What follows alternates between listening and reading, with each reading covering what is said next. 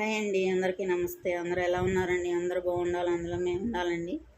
నేనైతే ఇది మినపప్పుతో గట్టిగారెలు చేశానండి. ఎలా చేశానో ఫుల్ వీడియో అయితే లింక్ ఇస్తానండి, తప్పకుండా చూడండి, లైక్ చేయండి, కామెంట్ చేయండి. అలాగే నా ఛానల్ ఎవరైనా కొత్త వాళ్ళు చూస్తే సబ్స్క్రైబ్ చేసుకోండి ఫ్రెండ్స్. సూపర్ టేస్ట్ అండి, క్రిస్పీ అండ్ చెక్కలండి, చాలా బాగున్నాయి. చూడండి ఎంత బాగా వచ్చాయో అసలు. ఇలా చేసుకుంటే అసలు ఎన్ని రోజులైనా ఇవి ఉంటాయండి, టేస్ట్ కూడా మారదు, అద్దరిపోయింది టేస్ట్. ఇది కాల్చకుండా పచ్చిగా తీస్తే ఊరికే బూజు వస్తాయండి, మెత్తబడిపోతాయి, బాగోవు. అందుకని చెప్పి ఒకసారి ఫుల్ వీడియో చూడండి, చాలా బాగా వచ్చాయి ఫ్రెండ్స్. ఎమ్మీ టేస్ట్ అండి, సూపర్. లైక్ ఇవ్వండి, అలాగే సబ్స్క్రైబ్ చేసుకోండి ఫ్రెండ్స్. నా పప్పు గారెలు ఎలా ఉన్నాయో కామెంట్ చేయండి. Okay friends.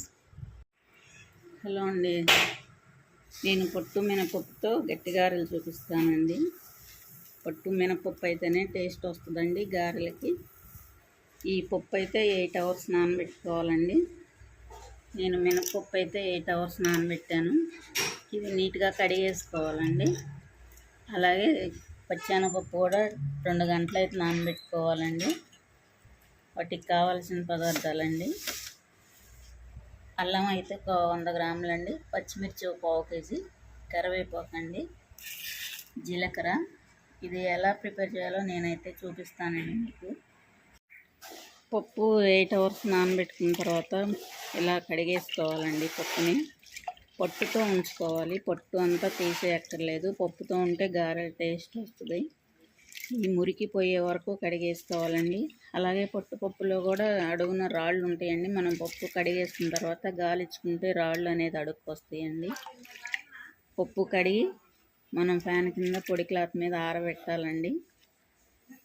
అదైతే చూపిస్తున్నాను ఇప్పుడు. పప్పు అయితే ఇలా కడిగేసుకోవాలండి నీట్గా, మురికంతా పోయింది. ఇప్పుడు దీన్నైతే ఇలా గాలిచ్చుకోవాలండి. ఇలా గాలించుకుంటే అడుక్కి ఉన్న రాళ్ళు ఇసుక ఉండ అడుక్కు వస్తుందండి.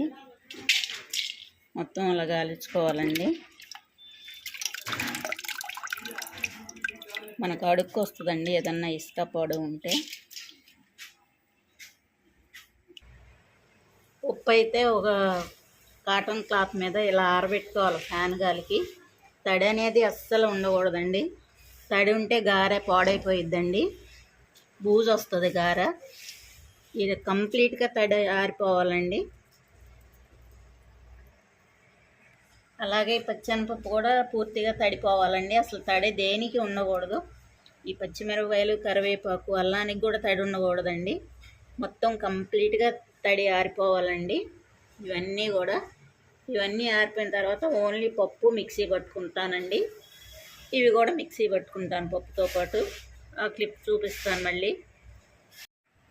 పప్పు అయితే ఇలా కంప్లీట్గా ఆరిపోవాలి ఫ్యాన్ కింద. ఆరిపోనివి ఇలా అయితే బరగ్గా మిక్సీ పట్టుకోవాలి. ఈ పచ్చెనపప్పు కూడా ఆరిపోని, కరివేపాకు ఆరింది. నేనైతే సాల్ట్ వేసే పట్టేసుకున్నాను.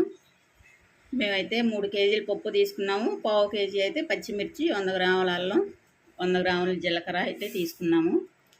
ఉప్పు కారం మనం టేస్ట్ తగ్గట్టు వేసుకోవాలి.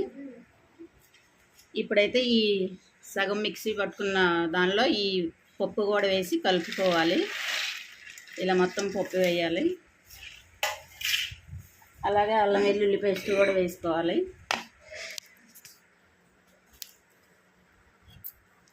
అల్లం వెల్లుల్లి పేస్ట్ కూడా వేసుకుంటున్నాను. ఇదైతే మొత్తం మిక్స్ చేయాలి ఒకసారి.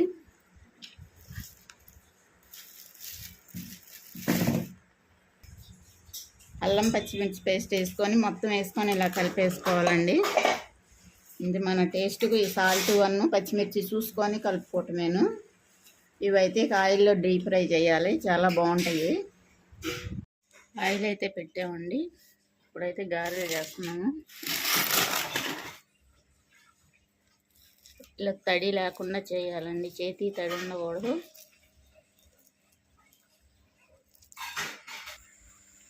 ఇలా అయితే గారెలాగా చేసుకోవాలి.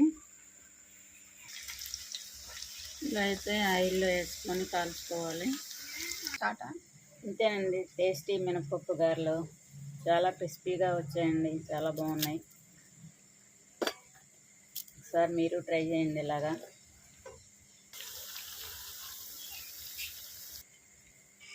ఫ్రెండ్స్, నా వీడియో నచ్చితే లైక్ అండ్ షేర్ కామెంట్, కొత్త వాళ్ళు అయితే నా ఛానల్ సబ్స్క్రైబ్ చేసుకోండి friends. Okay friends, bye bye.